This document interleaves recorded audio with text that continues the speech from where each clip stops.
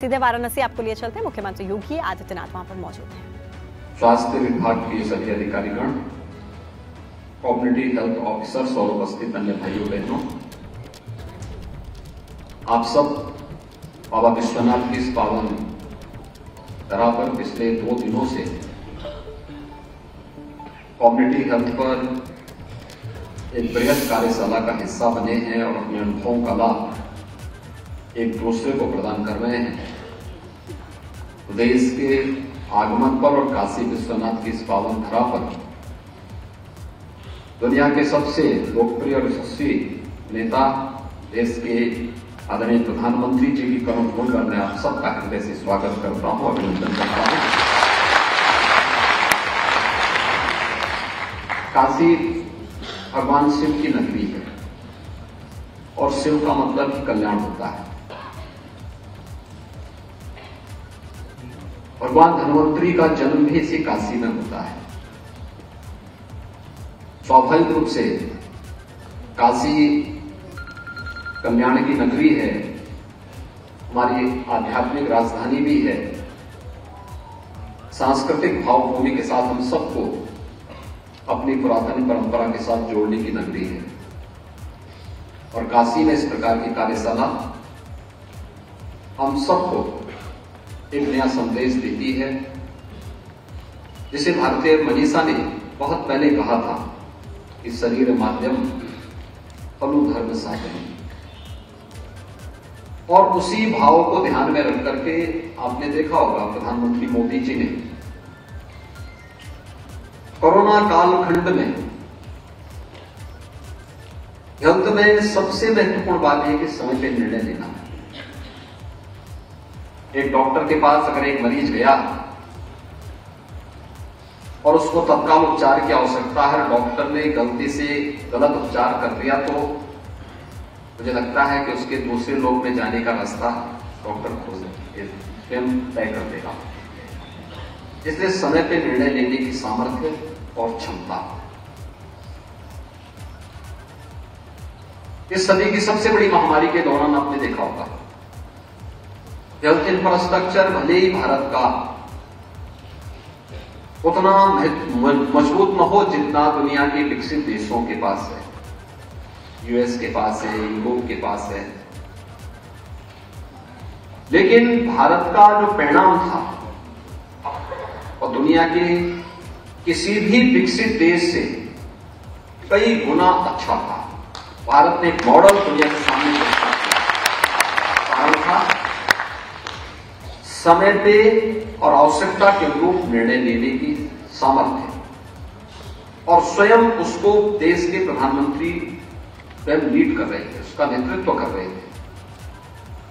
जब जैसी आवश्यकता पड़ेगी उस प्रकार के पूरे देश के साथ सीधे संवाद बनाना, उस प्रकार के कार्यक्रमों को साथ जोड़ना।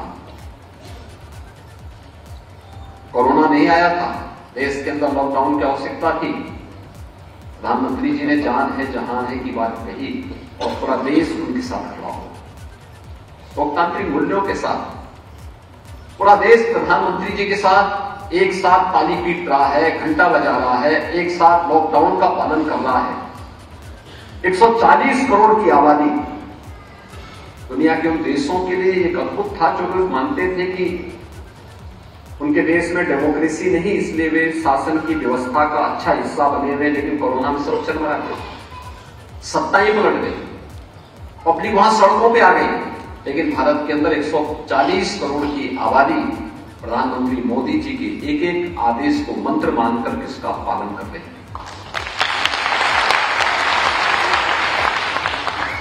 कोरोना जब फैला और उसके बाद ये लगा कि इसको हम कुछ सावधानी बरत करके हमें सामान्य दिनचर्या को अब प्रभावित नहीं होने देना है, नहीं इतनी बड़ी आबादी को के सामने बहुत बड़ा भीषण संकट आएगा। तो उन्होंने जीवन भी और जीविका भी का एक नया मंत्र दिया। आपने देखा होगा उस समय सरकारी कार्यालय फिर से प्रारंभ हो गए, उद्योग धंधे कोविड हेल्प डेस्क की स्थापना करने के साथ प्रारंभ हो गए। सामान्य दिनचर्या प्रारंभ हुई। जहां सावधानी बरतनी थी वहां पर उस प्रकार के कार्यक्रम चलाए गए, अभियान चलता रहा।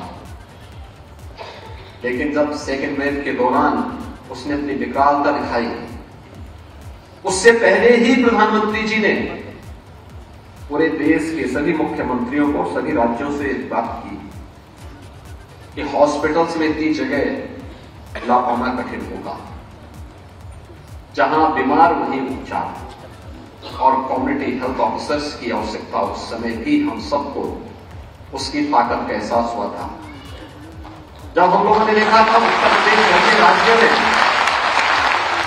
हम लोगों ने 72,000 टीमें बनाई थी और हर टीम में 10 से 15 लोग थे, जिनमें आंगनबाड़ी भी थी, एएनएम भी थी, आशा वर्कर भी थी, और उनके साथ जनप्रतिनिधि भी जुड़े थे, ग्राम प्रधान जुड़े थे, पार्षदगण जुड़े थे, बाकी हेल्थ ऑफिसर्स भी उनके साथ सपोर्ट कर रहे थे, और गांव-गांव में जाकर के स्क्रीनिंग करने का काम। कितना बड़ा अभियान उस समय चला था, और परिणाम था कोविड प्रबंधन का बेहतरीन उदाहरण भारत देने में दुनिया के अंदर सफल रहा। भारत का यह मॉडल दुनिया ने सराहा। WHO जैसी संस्थाओं ने, यूनिसेफ जैसी संस्थाओं ने इसकी सराहना की। दुनिया की हर मंच ने इस बात को कि न केवल कोरोना प्रबंधन के लिए, बल्कि दुनिया के अंदर आज भी बहुत सारे देश ऐसे हैं जहां की सत्ताएं लड़खड़ा गई। कोविड ने वहां की अर्थव्यवस्था को बुरी तरह प्रभावित किया। भारत न केवल कोरोना का प्रबंधन बल्कि अपनी अर्थव्यवस्था को दुनिया के अंदर सबसे तेज गति के साथ आगे बढ़ाने वाले देश के रूप में आज उभरा है, और पूरी दुनिया के अंदर समय से निर्णय लेने की सामर्थ्य और टीम वर्क को आगे बढ़ाने के साथ इसके परिणाम भी उसी प्रकार से सामने आते हैं। भाइयों बहनों, क्या स्थिति थी हेल्थ की? हमारे पूर्वी उत्तर प्रदेश, और उत्तर प्रदेश की बात जब मैं करता हूं तो 38 जनपद हमारे ऐसे थे जहां पिछले आधी सदी से, लगभग आधी सदी से इंसेफ्लाइटिस नाम की एक बीमारी यहां के मासूमों को निकल रही है। 40 वर्ष में इस बीमारी से उत्तर प्रदेश के अंदर 50,000 से अधिक मौतें हुई। ऐसा नहीं कि इंसेफ्लाइटिस के बारे में दुनिया के अंदर कहीं कार्य न हुआ। दुनिया के अंदर जापान ने 1905 में इसका वैक्सीन बना दिया था, लेकिन भारत में उस वैक्सीन को आने में 100 वर्ष लगे। 2006 में वह वैक्सीन पूर्वी उत्तर प्रदेश में आ पाया था, और फिर हम लोगों ने उस वैक्सीन को यहां पर उन मासूम बच्चों को देना प्रारंभ किया।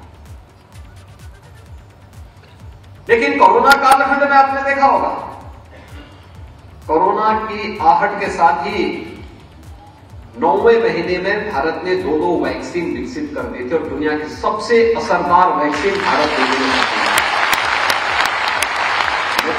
क्षमता, पब्लिक अवेयरनेस और उनके जीवन को बचाने के लिए इस प्रकार की जिजीविसा, यह कोरोना कालखंड में भारत के नेतृत्व को हम सब ने देखा है। और मैं इसके लिए यहां पर आज डॉक्टर मनसुख भाई मांडविया जी यहां हेल्थ मिनिस्टर के रूप में आए हैं। कोरोना कालखंड में हेल्थ के सेक्टर में और कोरोना जैसी महामारी से बचाने के लिए वह देश के अंदर प्रधानमंत्री जी के साथ में स्वास्थ्य विभाग को लीड कर रहे थे। मैं इसके लिए उनका भी इस मंच पर हृदय से स्वागत करता हूं। मुझे प्रसन्नता है कि आज यहां पर कई राज्यों के स्वास्थ्य मंत्री, स्वास्थ्य सचिव और कम्युनिटी हेल्थ ऑफिसर्स भी यहां पर आए हैं, और तो थीम इस यूनिवर्सल हेल्थ कवरेज डे का रखा गया है, build the world we want healthy future for all. Bharat तो हमेशा से इस बात का समर्थन रहा हम इस बात को देखते हैं, जानते हैं कि हमारा वैदिक उद्घोषी सर्वे भवन्तु सुखिनः सर्वे सन्तु निरामया की कहा है। हमने कब किसी जाति, मत, मजहब की बात नहीं की, क्षेत्र और भाषा की बात भी नहीं की, पूरी दुनिया की सबके सुख की कामना की, सबके आरोग्यता की कामना की, और उसमें विश्व योग दिवस उसका अपने आप में एक उदाहरण है। भारत के योग की इस परंपरा को आज दुनिया के लगभग 200 देश इसको फॉलो कर रहे हैं, इसके पीछे जा रहे हैं। और मेरा मानना है योग की इस परंपरा के साथ दुनिया का जुड़ना भारत को हेल्थ एंड वेलनेस सेंटर के रूप में सबसे अधिक संभावनाओं के रूप में दुनिया के अंदर देखा जा रहा है। उस संभावनाओं को हाथों हाथ लेने की आवश्यकता है। और इस देश से जो एक कार्यक्रम यहां प्रारंभ हुए हैं, इसमें जो 4 स्तंभ दिए गए हैं हेल्थ एंड वेलनेस के, health and wellness centre, Ayushman Bharat health infrastructure mission, Ayushman Bharat digital mission और प्रधानमंत्री जन आरोग्य योजना, यह बहुत महत्वपूर्ण 4 स्तंभों पर आधारित भारत की इस परिकल्पना में हर एक व्यक्ति के आरोग्यता की कामना की गई है। और आरोग्यता के इस लक्ष्य को प्राप्त करने के लिए जिसमें समाज के अंतिम व्यक्ति तक बिना भेदभाव के हर व्यक्ति तक इस कार्यक्रम को पिछले 8 वर्ष के अंदर देश के अंदर हेल्थ सेक्टर में जितना कुछ हुआ है यह अकल्पनीय है, अकल्पनीय है। 1.5 लाख से अधिक हेल्थ एंड वेलनेस सेंटर की स्थापना होना। अगर मैं उत्तर प्रदेश की बात करता हूं तो उत्तर प्रदेश के अंदर 75 जनपद हैं। 1947 से लेकर के 2017 तक 70 वर्षों में उत्तर प्रदेश के अंदर केवल 12 गवर्नमेंट मेडिकल कॉलेज खुल पाए थे। और 2017 से लेकर के 2022 के बीच में मात्र 5-5.5 वर्ष के अंदर हम लोग 35 नए मेडिकल कॉलेज भारत सरकार के सहयोग से वर्तमान में प्रदेश के अंदर या तो संचालित कर चुके हैं या वर्तमान में निर्माण की वे अंतिम चरणों में चल रहे हैं। एम्स की स्थापना होना, 70 वर्षों में 6 एम्स बने। आज देश के अंदर 22 एम्स बन करके अपना कार्य कर रहे हैं या निर्माण के अंतिम चरणों में चल करके लोगों को अपनी सेवाएं प्रदान करने के लिए तत्पर दिखाई दे रहे हैं। आयुष मिशन के माध्यम से लोगों को मिल रही सुविधाएं यह अपने आप एक नई कहानी कहती है।